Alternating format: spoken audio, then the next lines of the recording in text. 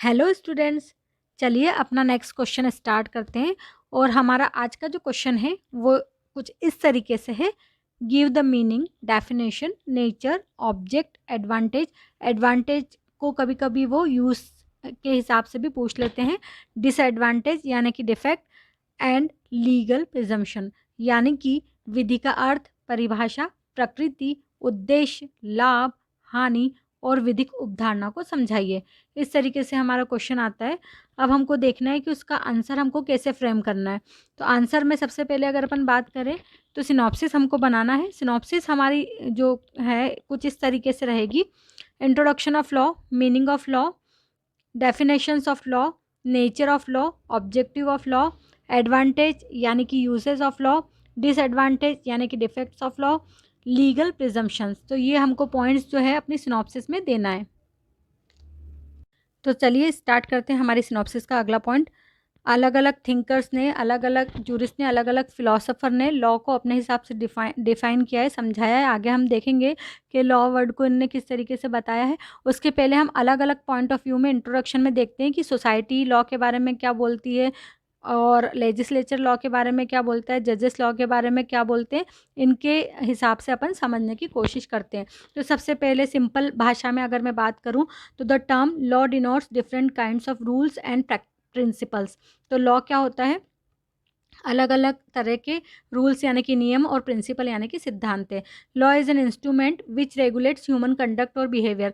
हमारा कंडक्ट और बिहेवियर जो है वो किससे रेगुलेट होता है? लॉ से। तो लॉ किसकी तरह है? एक इंस्ट्रूमेंट की तरह है। इंस्ट्रूमेंट का मतलब होता है औजार या उपकरण। ठीक है।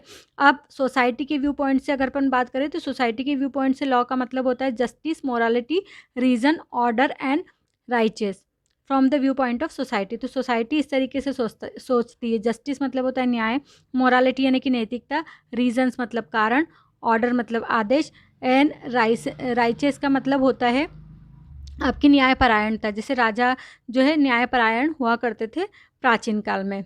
अब लेजिस्लेचर के हिसाब से देखते हैं लॉ का मतलब। तो लेजिस्लेचर के हिसाब से लॉ का मतलब होता है statute, act, rules, regulations, order and ordinance from the view point of legislature. अगला आप देखेंगे जज के हिसाब से क्या होता है लॉ का मतलब। तो जज के हिसाब से अगर आप देखेंगे तो rules of courts, decree, judgment, orders of courts and injunction. ठीक है। तो ये सारे जज के हिसाब से उनने लॉ वर्ड को डिफाइन किया हुआ है। आगे आप देखेंगे तो therefore law is an broader term which includes acts, जिसमें एक्ट भी शामिल है, statutes, rules, regulations, orders, ordinance, justice, morality, reasons, righteous, rules of courts, decree, judgment, orders of courts, injunction, tort, jurisprudence, legal theory, etc. ये सब law में include होते हैं। तो ये जो सारे टर्म है, ये जो सारे शब्द हैं वो किसके बारे में डिनोट कर रहे हैं, किसके बारे में बता रहे हैं? लॉ के बारे में। तो ये इंट्रोडक्शन में आप लिख सकते हैं। ये हिंदी में भी यहाँ पे दिया हुआ है मैंने। हिंदी मीडियम वाले इस स्लाइड का उपयोग करें और इंग्लिश मीडियम वाले इस स्लाइड का उपयोग करें। इंट्रोडक्शन यानी कि परिचय समझने के बाद अब हम आते हैं इसके अगले पॉइंट पे जो कि है मीनिंग। मीनिंग यानी कि अर्थ। मीनिंग ऑफ लॉ यानी कि विधि का अर्थ। तो अलग अलग जूरिस्ट ने इसको अलग अलग सेंस में, ये जो वर्ड है लॉ आपको दिखाई दे रहा है, इसका यूज़ किया है। तो any rule can be called a law. कोई भी रूल, सिंपल से सिंपल लैंग्वेज में अगर मैं बोलूँ तो कोई भी रूल जो होता है, कोई भी नियम जो होता है वो लॉ कहलाता है। इन द जनरल सेंस, सामान्य अगर सेंस में अगर मैं बोलूँ तो from the point of view of origin. अगर मैं इसके ओरिजिन के पॉइंट ऑफ व्यू से बात करूँ, मतलब इसकी उत्पत्ति के हिसाब से बात करूँ, तो ये इंग्लिश सिनोनिम जो लॉ है, इंग्लिश सिनोनिम जो लॉ आपको दिख रहा है वो कहाँ से ड्राइव्ड हुआ है, कहाँ से लिया गया है? तो फ्रॉम ट्यूटोनिक रूट लेग से। ट्यूटोनिक रूट लेग यानी कि ट्यूटोनिक धातु लेग से लॉ वर्ड बना है, जो हम इंग्लिश में लॉ बोलते हैं और हिंदी में इसको विधि कहते हैं। Which means something that is United, that is bound. इसका मतलब होता है जो एक सार हो या बंधा हुआ हो। ठीक है। तो जो एक सार या बंधा हुआ हो उसको हम लॉ कहते हैं। और ये कहाँ से लिया है हमने? तो ये ट्यूटोनिक रूट लेग से लिया है। ठीक है। अब ऑक्सफोर्ड डिक्शनरी में लॉ का मतलब क्या होता है?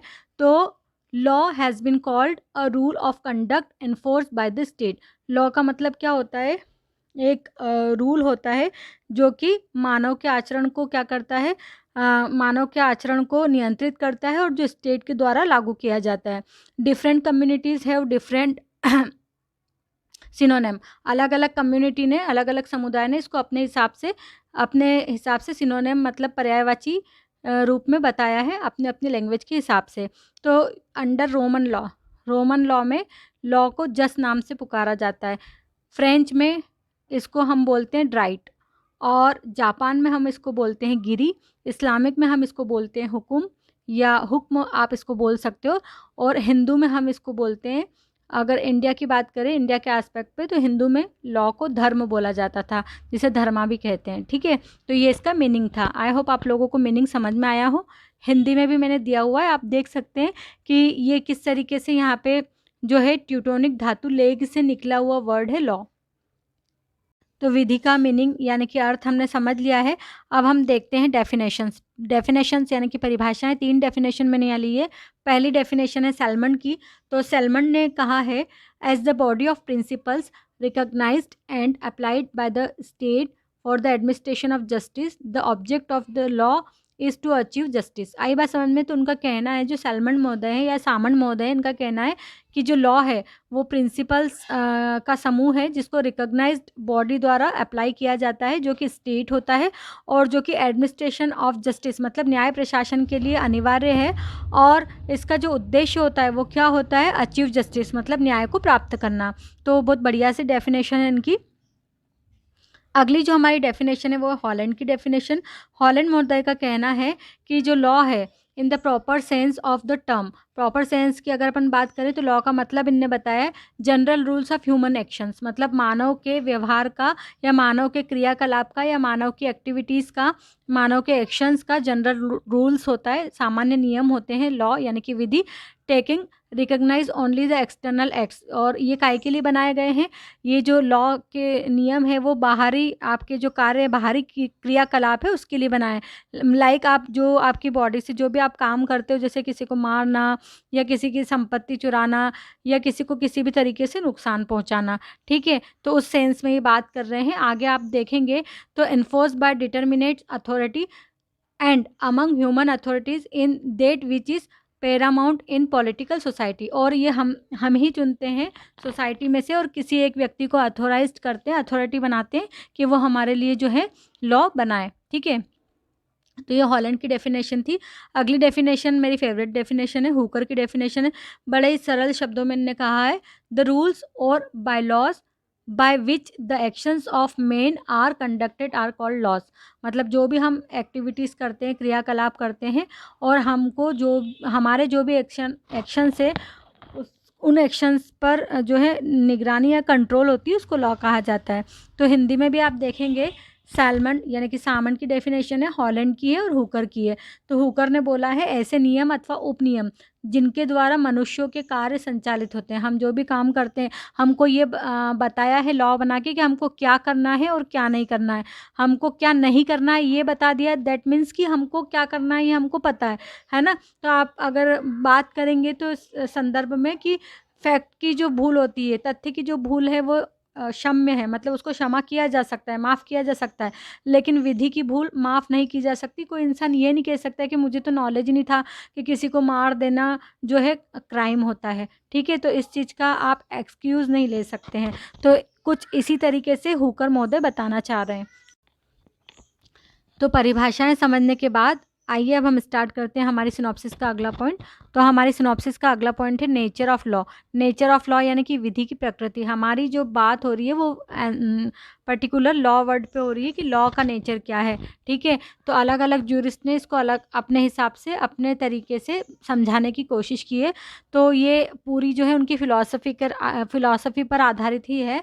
तो आप यहाँ देखेंगे कि अलग अलग ज्यूरिस्ट ने इसको किस तरीके से एक्सप्लेन किया है लॉ वर्ड को और उसके नेचर को बताया है। तो सबसे पहले आप आते हैं यहाँ पे, इन्हें कैटेगरी में बांटा है, अलग अलग कैटेगराइज किया है, इसको डिवाइडेड किया है या क्लासिफाइड किया है या इसको अलग अलग तरीके से विभाजित किया है। तो सबसे पहले आप देखेंगे नेचुरल लॉ, स्कूल की इन्हें बात कही है।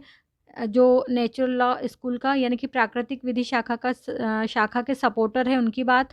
फिर एनालिटिकल स्कूल के सपोर्टर्स की बात आएगी, उनने क्या कहा है। फिर सोशोलॉजिकल स्कूल हिस्टोरिकल स्कूल और मॉडर्न स्कूल। यही एज इट इज़ हिंदी में भी लिखा है, आप स्क्रीनशॉट ले सकते हैं। तो देखते हैं सबसे पहले प्राकृतिक विधि शाखा, नाम से समझ में आ रहा है हमको नेचुरल लॉ स्कूल, जो कि नेचुरल जस्टिस के प्रिंसिपल पर आधारित है। सबसे इम्पोर्टेंट है, इंडिया में जो लॉ बना है जितना भी, वो नेचुरल जस्टिस के प्रिंसिपल के आधार पर ही बनाया गया है। तो सबसे पहले आप देखेंगे इसके एग्जाम्पल में कि जो इसके सपोर्टर है, जो थिंकर फिलोसोफर जो नेचुरल लॉ थ्योरी को मानते हैं, उनने ये बताया है अपने एग्जाम्पल देके कि किस तरीके से हमने इंडिया में लॉ बनाया है। तो आप लोगों को दिखाई दे रहा है यहाँ पे कि किस तरीके से जो है हमने छुआछूत का अंत किया है ना, इंडियन कॉन्स्टिट्यूशन के आर्टिकल 17 में, या किस तरीके से हमने जो है बंधुआ मजदूरी को बंद किया है, उपभोक्ता संरक्षण अधिनियम हम लाए हैं, गरीबों के लिए निःशुल्क विधिक सहायता हम लाए हैं यानी कि आर्टिकल 39A। तो ये सारे जो है जितने भी एक्ट या जितने भी हम यहाँ पे आर्टिकल्स लाए हैं कॉन्स्टिट्यूशन में, तो ये सब नेचुरल जस्टिस के प्रिंसिपल पर आधारित हैं और इनका जो नेचर है वो लॉ से रिलेट करता है और ये नेचर में काउंट होता है। तो नेचर में भी ये नेचुरल लॉ थ्योरी के जो फिलोसोफर है उनने अपने हिसाब से लॉ को इस तरीके से समझाया है और हम इसको जो है फॉलो करते हैं नेचुरल लॉ को। अगला हमारा है एनालिटिकल स्कूल, विश्लेषणात्मक शाखा या विश्लेषणात्मक विचारधारा। अपना जो इंडियन लॉ है मोस्टली है ना, वो इसी आधार पे बनता है। तो इस आधार के जो समर्थक है वो कौन कौन से हैं? ऑस्टिन, बेंथम, इहरिंग, सामन, कैल्सन, है ना, ये सब जो है इस शाखा को मानने वाले थिंकर है, जूरिस्ट है। ऑस्टिन का सबसे इम्पोर्टेंट रोल है इस थ्योरी में या इस स्कूल में, एनालिटिकल स्कूल में। तो ऑस्टिन ने जो है 3 मेन तत्व बताए हैं। ये 3 मेन तत्व मतलब 3 एलिमेंट्स बताए हैं लॉ के। एक है संप्रभु शक्ति जिसको सॉवरेन पावर बोलते हैं, दूसरा है आदेश यानी कि कमांड, और तीसरा है शास्ति यानी कि सैंक्शन। मतलब सोवरेन अथॉरिटी ने कुछ रूल्स बना दिए हैं, उन रूल्स को आदेश कहा है, और अगर आप उनको नहीं मानेंगे तो आपको सैंक्शन यानी कि शास्ति मिलेगी, आपको भोगना पड़ेगी, है ना। इन तीनों तत्वों का प्रयोग उनने कानून बनाने में किया है। तो इन तीनों वर्ड से मिला के उनने क्या बनाया है? कानून बनाया है। जेरेमी बेंथम, है ना, जो कि अधिकतम लोगों के लिए अधिकतम सुख की बात कहते हैं। जेरेमी बेंथम ने अधिकतम लोगों के लिए अधिकतम सुख की बात कही, मतलब उन्होंने बोला कि कानून ऐसा होना चाहिए जो लोगों के हित में हो। इसी को आधार बनाकर आज की जितनी भी विधियां हैं वो बनाई जाती है। यदि किसी कानून से अधिक लोगों का कल्याण होता है तो उसे लागू करवाया जाता है। तो एनालिटिकल स्कूल के लोगों का जो व्यू पॉइंट है वो है लॉ को शेप देना। लॉ को शेप देने का काम मोस्टली यही करते हैं। अगला हमारा आता है ऐतिहासिक शाखा, हिस्टोरिकल स्कूल। आज आप देखेंगे हमारे जितने भी लॉ हैं या कई सारे लॉ जो हैं वो हिस्ट्री के आधार पर बने हुए। कैसे? तो समाज, हमारी जो सोसाइटी में पहले चला आ रहा था उन सबको देखकर हम लॉ बनाते हैं कि इसका इफ़ेक्ट किस तरीके से पड़ेगा। तो उन सब में आप बात करेंगे यहाँ पे तो आपके कस्टम्स आते हैं, आपके रिचुअल्स आते हैं, है ना, आपके रीति रिवाज आते हैं, रहन सहन का तरीका आता है, भाषा आता है, बोली आता है। तो इन सब चीज़ों को देख के हम लॉ बनाते हैं कि ये जो लॉ है हमारी सोसाइटी के लिए सही रहेगा कि नहीं। तो इसके लिए हम हिस्ट्री की स्टडी करते हैं। तो जो हिस्टोरिकल शाखा को मानते हैं वो लोग इस तरीके से लॉ को अपने नेचर के हिसाब से बताते हैं। अगला जो है समाजशास्त्री शाखा, नाम से हमको समझ में आ रहा है सोशियोलॉजिकल स्कूल। लॉ बेसिकली बनता ही सोसाइटी के लिए है। तो सोसाइटी के लिए जब लॉ बनेगा तो सोसाइटी के हित में, समाज के हित में, समाज कल्याण के हित में लॉ को बनाया जाएगा। तो ये कुछ एग्जाम्पल मैंने दे रखे हैं समाज कल्याण हेतु जो लॉ बनाए गए हैं उनके, या सोशल वेलफेयर से रिलेटेड कुछ लॉ है जो आपको स्लाइड पे दिख रहे हैं। ठीक है, आगे हम देखेंगे हमारी सिनॉप्सिस का अगला पॉइंट, ऑब्जेक्टिव ऑफ लॉ, विधि के उद्देश्य। तो देखते हैं विधि के उद्देश्य क्या क्या है फटाफट से। तो सबसे पहले क्या है? Law is a commanded implemented by sovereign state of a country. जो लॉ है वो क्या है? संप्रभु राज्य द्वारा कार्यान्वित एक आदेश है। ठीक है, law is enforce by the power of the state. जो लॉ है उसको राज्य की शक्ति द्वारा लागू करवाया जाता है। Law is an integral part of administration of justice. जो कानून है वो न्याय प्रशासन का एक अभिन्न अंग है। There is uniformity and stability in the law. Law में हमको क्या देखने को मिलती है? एक रूपता और स्थिरता। Law is enforce by the court establish by the state. Law जो है, कानून जो है ना, राज्य द्वारा स्थापित न्यायालय द्वारा लागू किया जाता है। न्यायालय तो लागू करवाने का काम करता है। Sometimes customs also take the form of law. कई बार जो है कस्टम जो है आपका वो काय का रूप ले लेते हैं? लॉ यानी कि कानून का रूप ले लेते हैं। कस्टम मतलब प्रथा। But this is possible only, लेकिन ये तभी संभव होता है जब जो है ये प्रैक्टिस में आता है, कोर्ट इसको रिकॉग्नाइज करता है। तो ये थे विधि के उद्देश्य। यहाँ हमने ऑब्जेक्टिव्स देख लिए हैं लॉ के। ऑब्जेक्टिव देखने के बाद अब हम अपनी सिनॉप्सिस का अगला पॉइंट पढ़ते हैं, एडवांटेज और यूज़ ऑफ लॉ। तो सबसे पहला एडवांटेज क्या है लॉ बनाने का, हमको क्या मिलता है, यूनिफॉर्मिटी एंड सर्टेनिटी मिलती है, मतलब एक रूपता और निश्चितता मिलती है इससे। फिर ये हमको प्रोटेक्ट करता है, protecting against improper motives of जजेस, मतलब जो न्यायाधीश होते हैं उनके अनुचित उद्देश्यों से हमारी रक्षा कौन करता है, लॉ। अगर लॉ नहीं होगा तो न्यायाधीश जो है अपने डिस्क्रिमिनेशन से कुछ भी मतलब फैसला दे सकता है, तो ये हमको प्रोटेक्ट करता है। Freedom from the errors of individual judgment, व्यक्तिगत निर्णय की त्रुटियों से मुक्ति, मतलब हमको मुक्ति मिलती है कि कोई इंडिविजुअल अगर गलती करता है, जैसे मान लो कि अगर लॉ नहीं होता और जस्टिस का काम होता तो क्या होता, फिर एरर्स होती। जैसे राजा नंद कुमार केस में हुआ था, राजा नंद कुमार केस के समय ब्रिटिशर्स जो थे वो सुप्रीम कोर्ट ऑफ जुडिकेचर चलाते थे और पर्टिकुलर लॉ नहीं था उसके लिए इंडिया में, तो उनने इंग्लिश लॉ के हिसाब से जो है राजा नंद कुमार का ट्रायल चलाया था और राजा नंद कुमार को जो है फांसी दे दी थी। तो इसको ब्लैक डिसीजन के नाम से जाना जाता है। तो यहाँ हम ऐसी चीज़ों से बच सकते हैं लॉ होने के कारण। फिर यहाँ पे अगर आप बात करेंगे तो रिलायबिलिटी, मतलब विश्वसनीयता इसमें होती है। For maintaining peace and security in society, और सोसाइटी जो समाज है उस समाज में शांति और सुरक्षा बनाए रखने के लिए लॉ जो है बहुत उपयोगी है, बहुत ज़रूरी है। तो ये है इसके एडवांटेजेस। अब हम इसके पढ़ते हैं डिसएडवांटेज और डिफेक्ट। तो डिसएडवांटेज की अगर मैं बात करूँ तो सबसे पहले रिजिडिटी, कठोरता तो इसमें होती है ऑब्वियसली। फिर यहाँ पे अगर अपन बात करें तो कंजर्वेटिज्म, मतलब रूढ़िवादिता इसमें होती है। फिर फॉर्मलिज्म, औपचारिकता, कॉम्प्लेक्सिटी यानी कि जटिलता। तो ये सब डिफेक्ट, ये सब कमियां हैं लॉ की। तो एडवांटेज और डिसएडवांटेज के बाद हम देखते हैं अपने सिनॉप्सिस का अगला पॉइंट, लीगल प्रिजम्पशन, विधि की उपधारणा। इंपॉर्टेंट है, ध्यान से सुनिए। तो लीगल प्रिजम्पशन और लीगल फिक्शन, मैंने दो चीज़ें ली यहाँ पे, लीगल फिक्शन भी लिया है और लीगल प्रिजम्पशन भी लिया है। तो पहले देखते हैं लीगल फिक्शंस का मतलब क्या होता है। लीगल फिक्शंस को बोला जाता है कानूनी कल्पनाएं। कानून की भी अपनी कल्पनाएं होती है, जैसे हमारी कल्पनाएं होती है, ऐसे कानून भी कल्पना के आधार पर ही बना है। तो लीगल फिक्शंस और फिक्टो जूरिस इसको बोलते हैं, play a significant role in a shaping of the law, मतलब आपको लॉ का निर्माण करना है, विधि को जब हम बनाते हैं तो लीगल फिक्शंस का इम्पोर्टेंट रोल होता है। ठीक है, फॉर एग्जांपल, उदाहरण के लिए अगर आप देखेंगे तो माँ के गर्भ में पल रहा बच्चा कल्पना द्वारा पारिवारिक संपत्ति का हकदार हो जाता है। तो जैसे ही जो है बच्चा माँ के गर्भ में आता है तो उसके लिए सोचा जाता है, उसके बारे में सोचा जाता है, उसके लीगल राइट्स के बारे में सोचा जाता है। तो ये कल्पना द्वारा वो ऑटोमेटिक परिवार की संपत्ति में क्या बन जाता है, हकदार हो जाता है। तो इसको बोला जाता है लीगल फिक्शन। अब देखते हैं हम लीगल प्रिजम्पशन। लीगल प्रिजम्पशन मतलब जो है लॉ की यानी कि विधि की उपधारणा। विधि की उपधारणा जो है बहुत इंपॉर्टेंट रोल प्ले करती है, ध्यान से समझिए, आगे आपको पढ़ना है कई सारे एक्ट में इसको।